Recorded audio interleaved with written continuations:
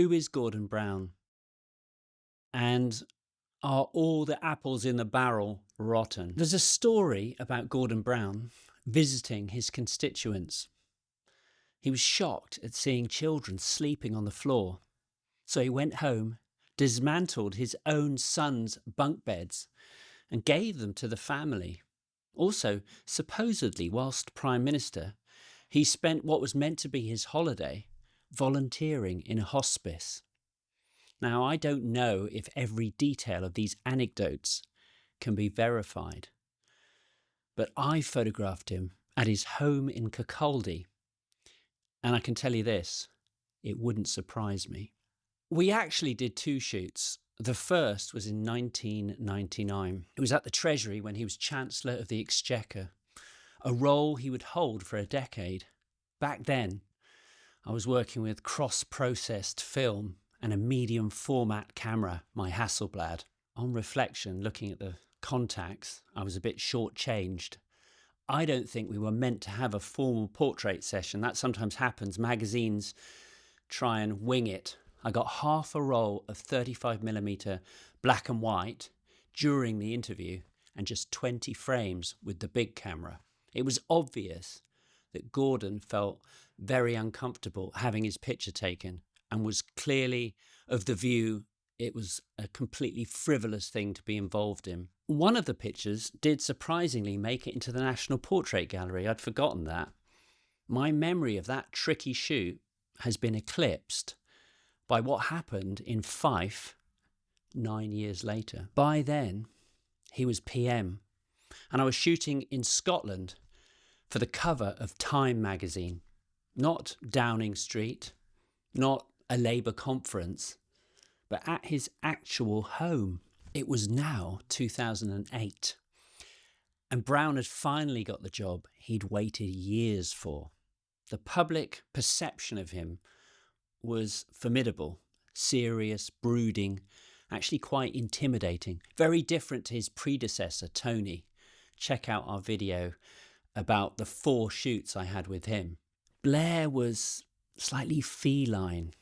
He had these, as I talk about, these mesmerising blue eyes, an easy charm. He seemed to always land on his feet politically and knew exactly where the camera was. The cat in the room. Curious, agile, a bit glamorous. Would it be fair to say that Gordon was the dog? Perhaps a black Labrador? Steadfast, serious, slightly wary of strangers. But once he's decided you're all right, totally dependable. Blair fills a room, Brown steadies it. He's thoughtful, deliberate, and not performative. I started with some images outside and used flash to accentuate the heavy clouds gathering on the horizon. It was 2008 and just before the global financial crash. Looking at the portrait now, it seems predictive of the coming storm. We then set up a studio in his front room. A local photographer, Angus Bremner, assisted me. He drove up from Edinburgh on the day with a grey backdrop and lights. At the beginning of any shoot, you're a bundle of nerves, especially with somebody like that. But after a while, you've got what you want and you can relax. The rhythmic click of the camera and the pop of the flash can stop and you can catch your breath. At this point, I put my camera down and decided to talk about my project with Holocaust survivors and how I hoped that one day it would become a book. Happy that did eventually happen. He stopped and he actually listened.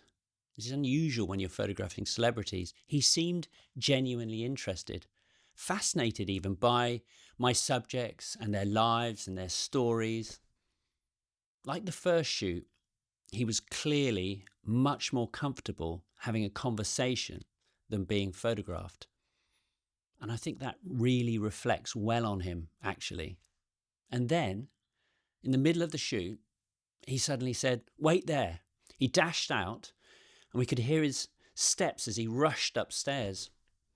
I looked across at my assistant, Angus, thinking perhaps I'd overstepped or said something wrong. Moments later, he came back down, holding a couple of copies of his book, Courage. One for me and one for Angus. After we finished the shoot, I asked him to sign it, and he wrote, "To Harry, Jane, Polly, Fred, and Oscar. A wonderful family." Angus and I were actually really touched. I remember us talking about it on the way back to the airport. So recently, when I heard the stories about the bunk beds, perhaps slightly mythologized, the spirit of them felt right, because that kindness we saw was genuine, not theatrical. It wasn't for a headline. The 2008 shoot was all shot digitally on my Canon 1DS Mark II. Thank you for watching. And if you enjoy our videos, don't forget to like and subscribe.